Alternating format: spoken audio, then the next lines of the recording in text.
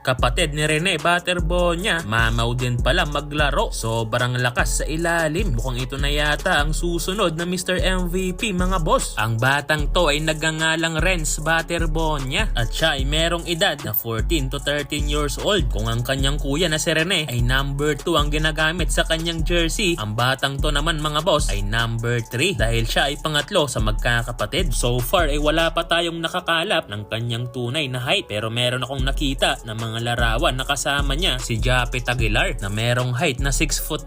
Kaya kayo na lang ang mag-estimate mga boss kung ano nga ba ang kanyang height. Kung papanoorin mo ang mga highlights ng batang si Renz Baterbonia ay makikitaan mo talaga siya ng potensyal sa paglalaro. Kaya nga niyang mag-drive inside the paint at marunong din siyang pumoste at namumuwersa rin sa ilalim. Kung titignan ay meron ding kalakihan si Renz, kaya effective na big man ng batang to. Katunayan ay merong mga play na pinagtutulungan na siya ng kanyang mga kalaban. Ang isa pang kagandahan dito mga boss ay shooter din siya sa free throw line. Napakahalaga nga niyan lalo na't isa siyang big man. Naglalaro din sa off-campus ang batang si Renz katulad ng kanyang kuya at natatanghal din bilang champion. Kaya talagang may potensyal mga boss at siguradong siya rin ang magpapatuloy ng ligasiya ng kanyang kuya. Basta Renz Baterbonia, huwag ka lang ma-pressure at gawin mo lang ang best mo every game. Huwag lang tayong mag-expect ng mataas sa batang to mga boss dahil kaya nga ng sinabi ko kanina ay nasa around 14 to 13 years old pa lang ang batang to at siguradong mag-i-improve pa sa mga susunod na taon.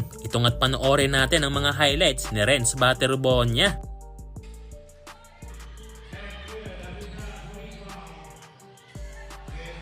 Villasor finds Baterbonia. Nice pass by Villasor. Villanueva finds Scott. Nice pass for Baterbonia.